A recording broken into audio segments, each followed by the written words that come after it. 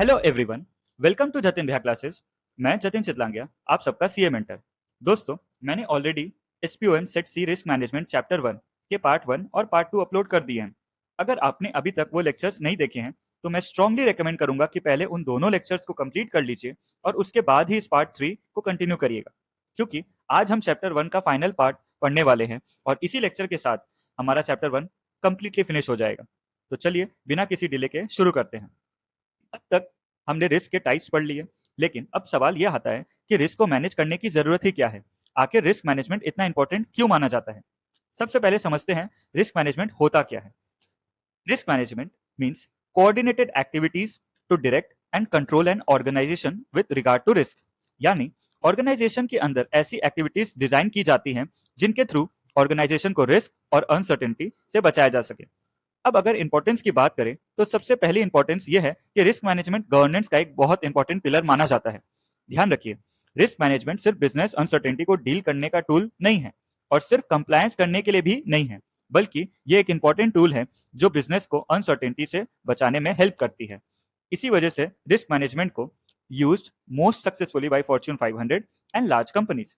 आज के टाइम में लगभग सभी बड़ी कंपनीज के पास डेडिकेटेड रिस्क मैनेजमेंट टीम्स होती हैं जो रिस्क को इवेल्युएट करती हैं और उसके बाद ही किसी प्रोजेक्ट को एक्सेप्ट करती है या किसी इन्वेस्टमेंट का डिसीजन लेती है। रिस्क मैनेजमेंट को गुड मैनेजमेंट और गवर्नेंस का इंपॉर्टेंट कंपोनेंट भी माना जाता है। जब रिस्क को इफेक्टिवली मैनेज किया जाता है तब अनसर्टेनिटी रिड्यूस होती है, प्रॉफिटेबिलिटी के चांसेस इंक्रीज होते हैं और कंपनी लॉन्ग टर्म में सस्टेनेबल बनी रहती है। अब एक लॉजिकल और स्टैटिस्टिकल मेथड भी फॉलो किया जाता है। सबसे पहले कॉन्टेक्स्ट स्टैब्लिश किया जाता है, उसके बाद रिस्क आइडेंटिफाई किया जाता है, फिर रिस्क एनालिसिस किया जाता है। इस हिसाब से हम लोग टुकड़ों में पूरा एक अच्छे से टीम मैनेज करते हैं जो हमारे बहुत से काम को पूरा करते हैं। फिर रिस्क एनालाइज किया जाता है, उसके बाद इवेल्युएट किया जाता है कि रिस्क एक्सेप्टेबल है या नहीं। अगर रिस्क आइडेंटिफाई हो जाता है तो उसका ट्रीटमेंट किया जाता है, उसके बाद मॉनिटरिंग की जाती है और फाइनली कम्युनिकेशन किया जाता है ताकि रेलेवेंट टीम मेंबर्स को उस रिस्क के बारे में इंफॉर्मेशन मिल सके। अगला इंपॉर्टेंट बेनिफिट है अपॉर्चुनिटीज आइडेंटिफाई करना और लॉसेस को अवॉइड या मिटिगेट करना। अगर रिस्क कम हो जाएगा या प्रॉपरली मिटिगेट हो जाएगा तो ऑर्गेनाइजेशन के सामने ज्यादा अपॉर्चुनिटीज आएंगे। रिस्क कम होने से कॉन्फिडेंस बढ़ेगा, कॉन्फिडेंस बढ़ेगा तो लॉन्ग टर्म सस्टेनेबिलिटी भी इंप्रूव होगी। इसी कॉन्टेक्स्ट में एक इंपॉर्टेंट स्टेटमेंट दिया गया है, by identifying and managing entity able to protect value from potential catastrophes and save time and money. यानी रिस्क मैनेजमेंट कंपनी को पोटेंशियल कैटेस्ट्रॉफ्स से बचाने में हेल्प करता है और साथ ही टाइम और मनी भी सेव करता है। जब रिस्क मैनेजमेंट इफेक्टिवली इंप्लीमेंट होता है तो कंपनी के एसेट्स प्रोटेक्टेड रहते हैं, ऑर्गेनाइजेशन प्रोटेक्टेड रहती है, प्रॉफिटेबिलिटी इंप्रूव होती है और मैनेजमेंट का कॉन्फिडेंस भी बढ़ता है।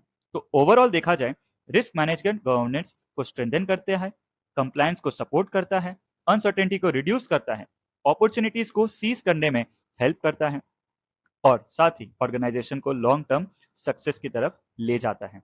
इसी वजह से रिस्क मैनेजमेंट को बिजनेस का एक एक्सट्रीमली इंपॉर्टेंट फंक्शन माना जाता है। अब हम बात करते हैं रिस्क मैनेजमेंट के ऑब्जेक्टिव्स की। सबसे पहला ऑब्जेक्टिव क्या है?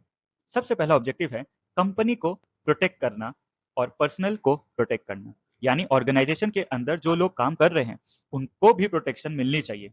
बुक में बहुत ब्यूटीफुली लिखा गया है, to protect the property earning and personnel of organisation against the losses and legal liabilities.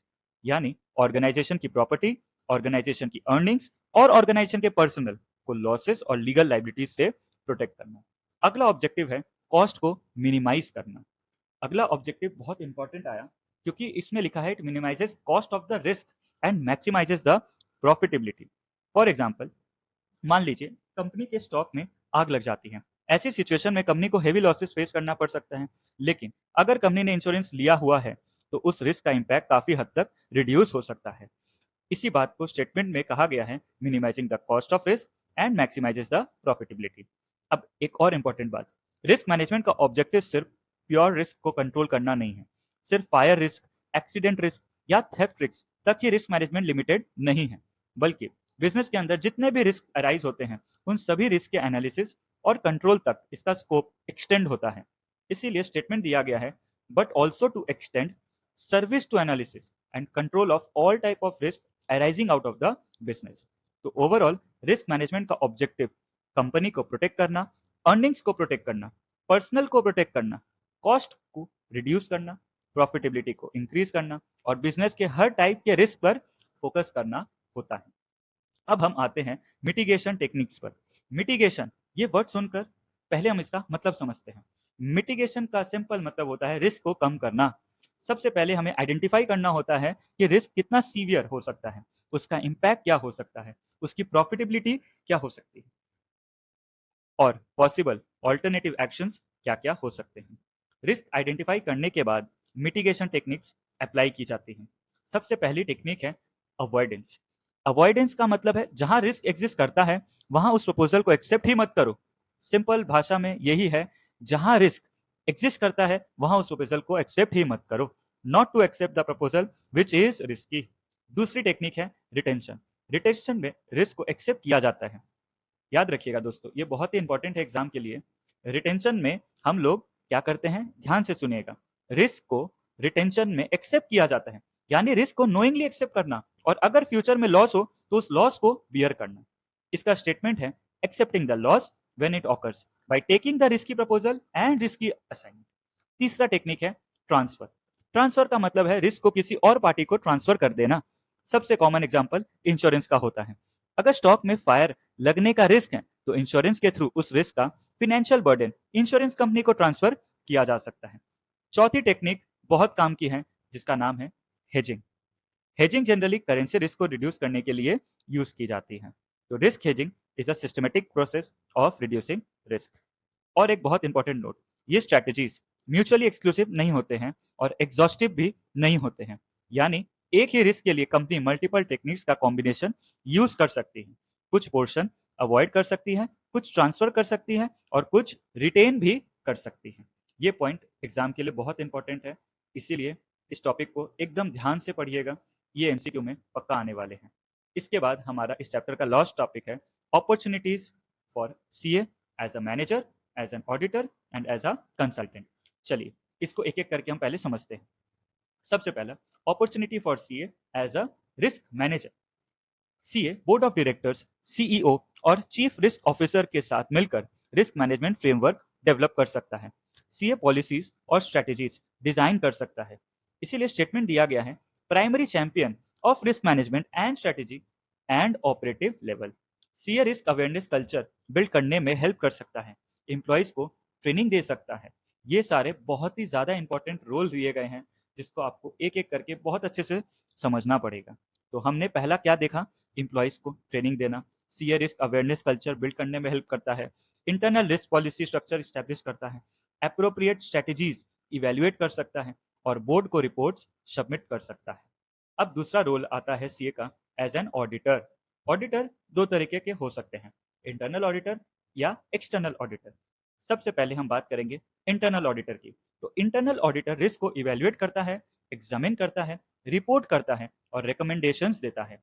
वो मैनेजमेंट पॉलिसीज और कंट्रोल्स की इफेक्टिवनेस को भी एसेस करता है। External auditor risk based auditing approach follow करता है। जहां रिस्क ज्यादा होता है वहां ज्यादा चेकिंग की जाती है और जहां रिस्क कम होता है वहां कंपेरेटिवली लेस चेकिंग की जाती है। अब तीसरा रोल है सीए का as a consultant. CA as a consultant का बात करें तो वो ऑर्गेनाइजेशन को एडवाइस कर सकता है, कौन से रिस्क इन्वॉल्व है, कौन सी मिटिगेशन टेक्निक यूज करनी चाहिए, कौन से इंटरनल कंट्रोल्स लगानी चाहिए, कौन से सॉफ्टवेयर यूज करने चाहिए, हैकिंग से कैसे बच सकते हैं। इसीलिए स्टेटमेंट दिया गया है, there are huge number of different advisers and consultants providing support to the organisation regarding risk management program, but because of this risk management truly multidisciplinary profession. ये लाइन ध्यान रखिएगा, बहुत ही इंपॉर्टेंट लाइन है, exam में ये MCQ बन सकता है। सो दोस्तों, इसी के साथ हमारा चैप्टर 1 पूरी तरीके से कंप्लीट होता है। इस चैप्टर में हमने पढ़ा कि डिफरेंट टाइप्स ऑफ रिस्क क्या होते हैं, उसके बाद हमने पढ़ा कि उन रिस्क को मैनेज कैसे किया जा सकता है, हमने रिस्क मैनेजमेंट के इंपॉर्टेंस समझी, रिस्क मैनेजमेंट के ऑब्जेक्टिव समझे, उसके बाद मिटिगेशन टेक्निक्स भी पढ़े और फाइनली सीए के रोल्स देखे, as a manager, as an auditor और as a consultant. I hope आपको चैप्टर 1 कंप्लीट क्लैरिटी के साथ समझ आ गया होगा। अगर लेक्चर पसंद आया हो तो वीडियो को लाइक जरूर करिएगा, कमेंट्स में जरूर बताइएगा कि लेक्चर कैसा लगा और अपने दोस्तों तक इस वीडियो को जरूर से जरूर शेयर करिएगा। Thank you so much.